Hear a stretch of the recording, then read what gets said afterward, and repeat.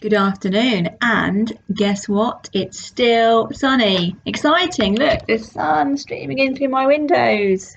It's lovely. Makes a big difference. Makes everything feel a bit better. Right. So today you should have seen on the channel that teachers from the English department are reading A Bad Beginning by Lemony Snicket, which is a book for younger children. That's true, but it's also a nice tale. Well, it's not particularly nice, but it's interesting to read, and it's just a jolly read.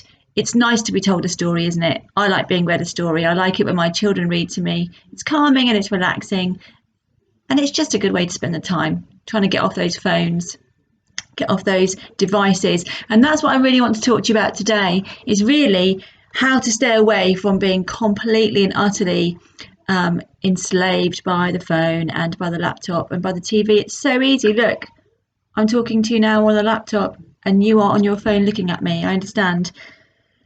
But while we're doing those things, let's think about how we can keep our minds and bodies alert and well when we're at home as well, and not being able to go outside as much. Now, number one, really important, I think, let's get this water drunk, okay?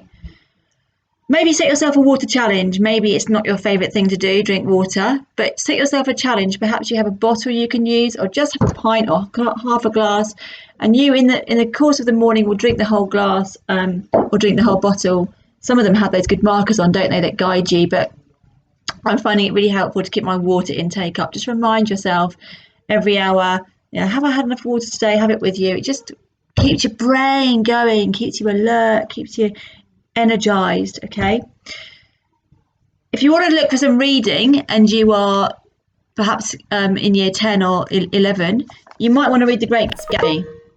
Now, it is on a lot of the A-level reading lists. We don't do it at Van Dyke at the moment. It's a good book, there's nothing wrong with it.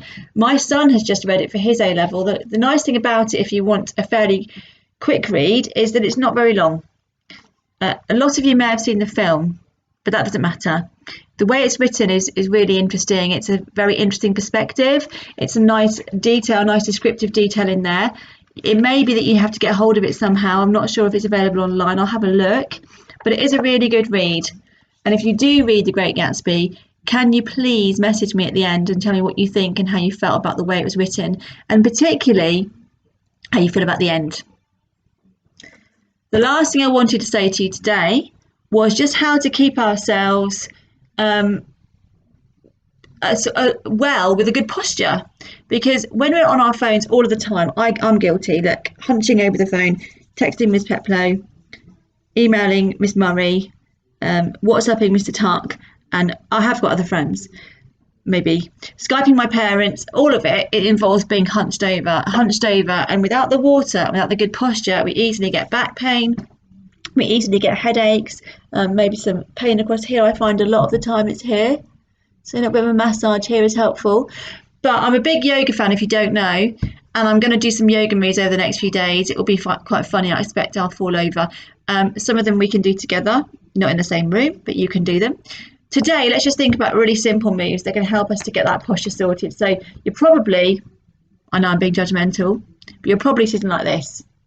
So if you can see my shoulders, probably like this all the time. And that just leads to strain down here, and strain up here. And you can feel it, you want to do this. And I know a lot of students in my lessons do this on chairs, trying to get their back to straighten out a bit and ease it. So a little bit of brief chair yoga today. Firstly, get those shoulders back. It might feel a bit strange if you're not used to it. You've almost got to think that you're squeezing maybe like a can of Coke between your shoulder blades at the back. Really squeeze it. And then when you've got a good posture and you can sort of settle into it and your head is straight up here, you've got this invisible energy line drawing up through your body, then you need to just do some head tilts to the right and to the left. And your neck might click. And just be careful. So just gentle. It's amazing the difference this makes. We don't do it. We know we should do it. My neck just clicked. We forget to do it. But if you do that, you can feel the difference down here. And even simple, rolling your shoulders. Really good for you, just to loosen up and feel really taking in the breath and opening your chest and feeling revived. So the final one for today is just really an upward stretch. So if you get your hands clasped like this, push up, and then push up further than you would normally. And it feels quite a strain, but it's very good for you. While you're pushing up, you can lean the body to the right, and you'll feel it down your side. You'll feel a stretch, which is lovely. Up again, push up, and then to the left. All this in the comfort of your own home, at your desk, on your bed, on the floor, wherever you're sitting, it doesn't matter. Up again. And what is interesting is if you try and switch the crossing over of your fingers, which I find really hard. I can't even logically think about how that works, but there's a way you cross your fingers normally. There we go. I don't like this one. It's not comfortable for me, but it's interesting for you to try it the other way. Just do something different and get your body out of those patterns. So we're stretching today. We're drinking water. We're still enjoying the sun, and we might be reading The Great Gatsby. More to come. See you later.